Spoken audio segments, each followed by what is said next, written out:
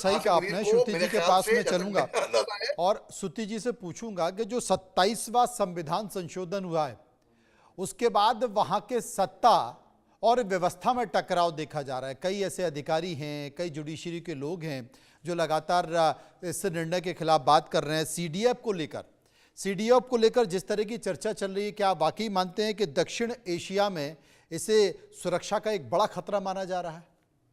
जी बिल्कुल, इसको माना जा रहा है। आसिम मुनीर का ये जो अमेंडमेंट है, उन्होंने पॉलिटिकल फ्रिजिलिटी जो है पाकिस्तान की वो एक्सपोज कर दी है कि उनकी गवर्नमेंट जो है वो बिना मिलिट्री बैकिंग के नहीं चल सकती।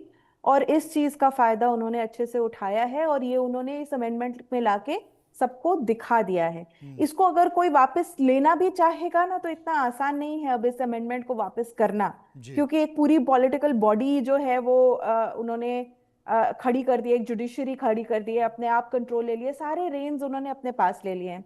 तो इससे पहले आप एक बार कह रहे थे कि उनकी साइन भी नहीं हुआ है 27th अमेंडमेंट अभी, क्योंकि शहबाज शरीफ का शायद कुछ आनाकानी है। तो इसके अंदर जो मुझे खबर आई है वो ये है कि वो कुछ लोग अपने चाहते हैं, कुछ जनरल्स जो हैं उनके पसंद के, क्योंकि इस वक्त जो है मुनीर अपने जो लॉयलिस्ट हैं उनको पद दान करने में लगे हुए हैं। और शहबाज शरीफ कुछ खुद के, नवाज शरीफ के टाइम से जो चल रहे लोग हैं जिन पे उनको भरोसा है, उनको डालना चाह रहे हैं, जिससे कंप्लीटली वन साइडेड सिचुएशन ना बन जाए और कल को यही आसिम मुनीर इन शहबाज शरीफ को चाय में गिरी मक्खी की तरह उठा के ना फेंक दे।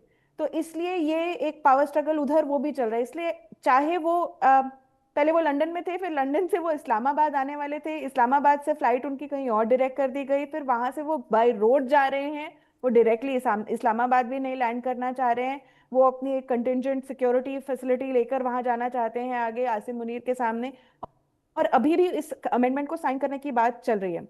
साइन होगी ये मुझे पूरा विश्वास है, लेकिन इस चीज को लेके बहुत रस्साकसी अंदर भी चल रही है, क्योंकि अगर अभी तक बाकी पार्टीज अगर नहीं जागी हैं तो इतने सारे डिस्कशंस होने के बाद जरूर जाग गई होंगी कि ये जो हमने साइन कर दिया ये कह के कि ये जो अमेंडमेंट है ये इंडिया के खिलाफ एंटी इंडिया अमेंडमेंट है, ये इंडिया को नीचा दिखाने के लिए हमने ये अवार्ड किया है आसिम मुनीर को, उस तरीके का अमेंडमेंट है। इस सेंटिमेंट्स में आके जो उन्होंने पास किया है लॉ, वो कल को इन्हीं के गले के अंदर फंदे की तरह बैठ जाएगा। जुडिशरी के लोग रिजाइन कर रहे हैं क्योंकि उनको पता है कि ये अमेंडमेंट आने के बाद कोर्ट की किसी भी केस की कोई वैलिडिटी नहीं रह जाएगी। वो कुछ भी जजमेंट पास करेंगे तो आसिम मुनीर अपने फेडरल जज में फेडरल उसमें बैठ के, इंफ्रास्ट्रक्चर में बैठ के उसको पलटवा सकते हैं अपने हिसाब से। जो इम्यूनिटी उन्होंने अपने आप को दे रखी है वो ये प्रूव करता है कि उनको पता है कि उन्होंने बहुत सारे ह्यूमन राइट्स वायलेशंस करे हैं, मिलिट्री वायलेशंस करे हैं, झूठ बोले हैं। तो वो जो इस तरह से उन्होंने अपने आप को एक पावर स्ट्रक्चर अपने लिए, सिंगल मैन पावर स्ट्रक्चर बना रखा है, वो शायद नीचे बैठे पदाधिकारी जो हैं उनको भी पसंद नहीं आ रहा है, जो आर्मी नेवी वगैरह वाले उनको भी पसंद नहीं आ रहे, क्योंकि एटलीस्ट तब तक उनके पास कुछ तो अपना रोल था। ये आर्मी चीफ थे, ये अब सीडीएस बन के इनके ऊपर चढ़ के बैठने वाले और फुल इम्यूनिटी के साथ। तो उनके अंदर भी एक डिससेटिस्फैक्शन वाली फीलिंग आ रही है, वो खुश नहीं है। वो बयान कैसे करेंगे, नहीं कर पाएंगे बयान, क्योंकि इस तरह से पावर जो है जब तक अगर साइन हो गई तो खेल ही खत्म है उन सबका। तो एक अंदर उनका एक पावर स्ट्रक्चर की प्रॉब्लम है। मुनीर जो है वो हाफिज हैं, वो बहुत ही स्ट्रॉन्ग आइडियोलॉजी वाले इंसान हैं और उनकी आइडियोलॉजी जो है वो नॉर्मल सेक्युलर सोच को इस्लामोफोबिया बोल देगी। तो उस तरीके के सोच वाले इंसान को अगर आप अनलिमिटेड अमाउंट ऑफ पावर और साथ में ट्रंप की और चाइना की जी। बैकिंग दे दोगे तो वो पूरे साउथ एशिया के लिए एक बहुत ही बड़ा टिकिंग बॉम्ब की तरह हो जाएगा, जो कहीं भी कुछ भी करने को तैयार होगा अपनी पोजीशन को रिटेन करने के लिए। वाकई ये बड़ा खतरा हो सकता है। मेरे साथ अली शाह मौजूद हैं। अली शाह, क्या जिस तरीके से इमरान खान को जेल में रखा जा रहा है, पाकिस्तान की सड़कों पर पीटीआई के समर्थक, पीटीआई के कार्यकर्ता, नेता, उनके परिवार के लोग प्रदर्शन कर रहे हैं, इमरान खान को रिलीज करने की बात कर रहे हैं, लेकिन जितने केस इमरान खान के ऊपर बना दिए गए हैं, लगता नहीं है कि इमरान खान पाकिस्तान की वर्तमान सरकार और मुनीर के रहते हुए बाहर आ पाएंगे।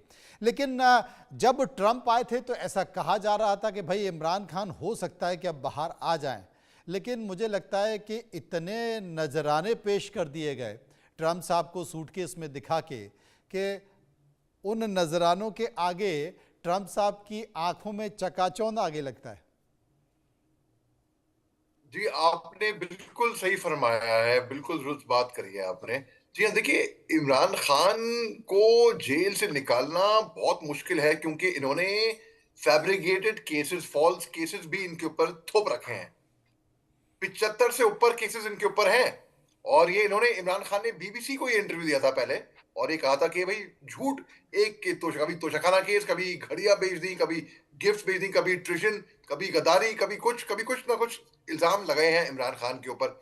इमरान खान और बुशरा बीवी, इमरान खान को 14 साल की सजा दे दी, बुशरा बीवी को 7 साल की सजा दे दी। और बिल्कुल ये बात मुश्किल है, बिल्कुल आपने सही फरमाया मनु जी, कि जब तक आसिम मुनीर साहब है, फील्ड मार्शल आसिम मुनीर है वहां पर, मुश्किल है, इमरान खान को वहां से नहीं निकल पाएंगे ये। तभी तो ये खेल खेल रहे हैं कि और प्रोलॉन्ग करते रहें। इनिशियली 3 साल की सजा हुई 2023 में, फिर 14 साल की हुई इस साल 2025 के जनवरी में। और देखिए, इन इमरान खान के जितने पीटीआई सपोर्टर्स भी हैं कई सारे, और इमरान खान कई सारे जेल के अंदर हैं, बंद हैं। ये सड़कों पे उतर आए थे, इन्होंने मिलिट्री स्टैब्लिशमेंट पे वैंडलाइजेशन की थी, तोड़फोड़ की थी। इनको आर्मी ऑर्डर के तहत इनको ट्राई किया गया था, इनको फिर इनका मुंह बंद करने की कोशिश करी। इमरान खान एक बहुत ही पॉपुलर लीडर है वहां पे पाकिस्तान में। हालांकि हिंदुस्तान के लिए ना इमरान खान सही है, ना शहबाज शरीफ सही है, रोज जहर उगलते हैं हिंदुस्तान के लिए। लेकिन at the end of the day, let's be fair, अगर बिल्कुल निष्पक्ष बात करें तो हम ये बोलेंगे कि भाई इमरान खान के साथ इन्होंने ज्यादती करी है पाकिस्तान की सरकार ने, पाकिस्तान की हुकूमत ने। और फील्ड मार्शल आसिम मुनीर साहब सोचते हैं कि भाई अब मैं शहबाज शरीफ से बड़ा बन जाऊं। अब और शहबाज शरीफ साहब, अगर आपने गौर किया होगा, ऑप्स नूर के टाइम पे जब भी कोई मीडिया स्टेटमेंट देते थे तो हमेशा अपने साथ साथ फील्ड मार्शल आसिम मुनीर का नाम लेते थे। मैं और फील्ड मार्शल आसिम मुनीर यहाँ पे गए, मैं और फील्ड मार्शल आसिम मुनीर, दोनों का नाम जोड़ के दिया है हमेशा, मस्का मारने के लिए, बटर करने के लिए, कि भाई अच्छा सा लगाऊं मैं फील्ड मार्शल के ऊपर, क्योंकि फील्ड मार्शल मेरे को ना धक्के मार के वहां से निकाल दे। पाकिस्तान ये ख्याली पुलाव भर रहा है, ये रिवाज रह चुका है पाकिस्तान का। 1951 में लियाकत अली खान, उनके पहले वजीर आजम का वहां पर असैसिनेशन हो गया था, और ये एक रिवाज रहा है पाकिस्तान के अंदर। तो बिल्कुल शहबाज शरीफ साहब, नवाज शरीफ साहब की बात करते हैं। जी। नवाज शरीफ साहब के भाई ये लंदन में गए थे पहले अपना ट्रीटमेंट, मेडिकल ट्रीटमेंट कराने के लिए, 3 हफ्ते की मोहलत लेके भगोड़े हो गए। वहां पर इनको रोल्स रॉयस गाड़ी में देखा गया लंदन के अंदर, लुई विटॉन के स्टोर में देखा गया, जहां पे पाकिस्तान भूखा मर रहा है। जहां पे पाकिस्तान भूखा मर रहा है, वहां पे नवाज शरीफ साहब नहीं नहीं, भूखा भी मर रहा है और भूखा भी मर रहा है और धोखे भी कर रहा है। कि मतलब आप देखिए कि जो राहत